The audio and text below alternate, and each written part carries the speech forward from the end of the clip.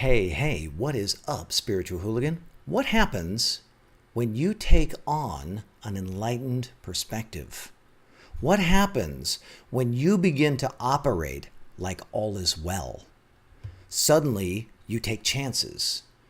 You suddenly open up. You're more transparent. You're more authentic. You're more real. You're willing to do the things that you weren't willing to do before. The invisible blocks, they start to go away. And this is why today, and actually for the next, maybe 5 or 6 days, who knows how long it's going to take me, I'm going to go through a ton of enlightened perspectives. And these are perspectives that presume that all is well. And when you're living the presumption that all is well, everything starts moving in your favor, okay? So my name is Matthew Ferry, and I'm bringing you your daily enlightenment. It's your moment to pause, to slow down, and to get connected to enlightened perspectives. I want to help you to quiet your mind and restore your peace. The rapid enlightenment process actually has 4 components to it. There is seeing the unconscious reflexes of the drunk monkey. With that awareness, the awareness makes you flexible, which reveals new options, and those options give you power. There's removing the motivation for the mind to talk. And the motivation is the hidden motives to survive. There are 10 of them. Then there is connecting with enlightened perspectives, and that's what we're doing right now. And then finally, there's recontextualization, which is once you have removed the motivation to think and got the drunk monkey under control, and then you've connected with these enlightened perspectives, well, now you have to reconsider everything in your life, and you need to change your language and your context to reflect that all is well. So today we're working on the 3rd component, which is to connect with enlightened perspectives. So let's start off with this first enlightened perspective, and I talked about it yesterday, but I want to bring it back up again, and that is that I am a soul. This statement muscle tests strong, which doesn't mean that it's true. But what it does mean is that it strengthens your body. So no matter what you believe about this, it's not true or false or right or wrong. You don't know, I don't know, nobody knows. The question that I then started to say to myself is, what would be the most effective thing to believe, to actually operate from? Not because I even care about what the beliefs are. Truth is, I didn't really care. What I was interested in is, how do I have the most optimized experience? And that's really what an enlightened state is. It is an extremely optimized experience where you feel joy and peace and love and certainty and confidence for no reason. It's just there because you exist. So when you begin to what I did was I decided, I got distracted there. I decided that I was going to put everything to the test, and I was going to muscle test these statements, and I was going to say the statement out loud, I am a soul, and then I was going to muscle test, does that make me strong or weak? And then when it made me strong, I thought, that's interesting. I wonder what would happen with other people. And I muscle tested on hundreds and hundreds of other people, and I've had hundreds of other people muscle test it to themselves, and it universally tests strong, even if you don't believe it. That's the crazy thing. Even if you don't believe you're a soul, it still tests strong on your body. What does that mean? It means that you're strengthened. That's it. It means that you're strengthened, that you are fortified by the idea. Now, if we test the idea, I am a soulless, as in no soul, soulless being, it tests weak. It weakens you. What does that mean? It means that you are weakened by the idea. The idea causes you to malfunction. So you put your arm out, I'm a soulless being, and then I can just use 2 fingers, push down on your arm, but you can't keep it up. It's falling, even though you're trying to hold it up.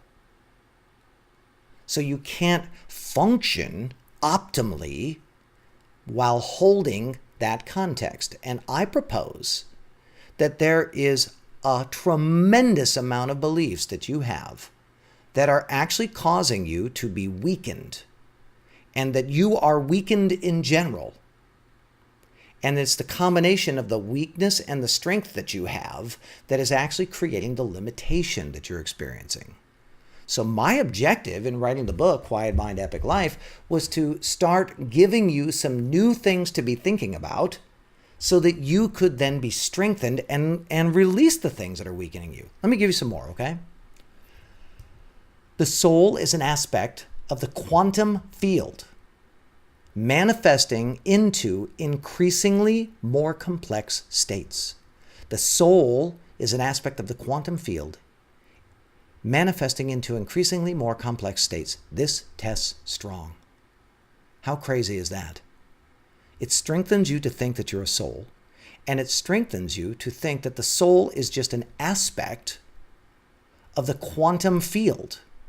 Essentially, the background, omnipresent, by the way, omnipresent background field of energy and information. What does that sound like? Omnipresent. All things are created from. Omnipresent. I hate to tell you this, but I'm pretty sure that science has discovered that God exists. If you muscle tested, by the way, it's strong. Let's do number 2 on my list, which is the soul is infinite. This tests strong. So I am a soul, strong. The soul is infinite, strong. Energy never dies, strong, but of course that's a scientifically documented statement. We don't have to worry about that. So you are a soul. The soul is an aspect of the quantum field, which is energy and information, organizing itself, self-organizing, assembling into the base states of atoms, and then, cell molecules and cells, blah, blah, blah, right, the whole thing all the way up, right? I'm not a scientist, so don't listen to me like I am, okay? I love science, but I never felt the volition to study it. You are this background field organizing itself. And that the background field, the energy in the background field never dies. It just transforms. It just changes state. Here's number 3. We are all one thing, expressing itself with infinite variety. That tests strong. What would happen if you began to live your life from strengthening enlightened frameworks? What would happen? I will tell you what will happen. You will feel peace. You will feel joy. And if you want to, you'll go kick some ass and live a great life. If you want to, if that's what you want to do. If you want to sit on the couch and do nothing, you'll do that too. That's okay too. There's nothing wrong with that. Because when we are all one thing expressing itself with infinite variety, guilt and obligation disappear. They just go away. Let's look at number 4. Number 4, ready? There is no one out there in the world. There is just my interpretation. This is a strengthening thought. Now you need to take it contextually into account. There are other aspects of the one thing, the background field of energy and information organizing itself into an infinite variety. There are other things that are out there.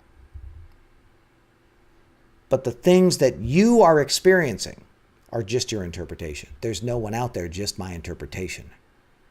So when you have a jackass in your life, no. You don't.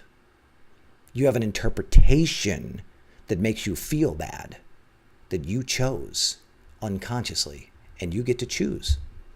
It doesn't mean that you put up with being degraded. That's not a strengthening way to operate. But to use language and to interpret in ways that degrade you is just stupid. I request that you stop doing that. You're smarter than that. Number 5. Nothing actually matters. This tests strong.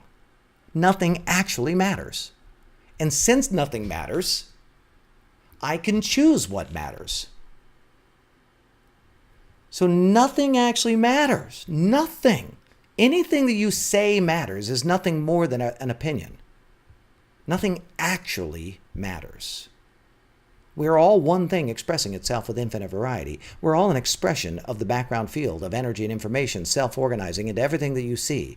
The things that you see, they self-organize and then they degrade back to the base state. But the base, they're still there. The energy doesn't die. It doesn't go away. It just transforms into something else. You are an infinite being. Nothing actually matters.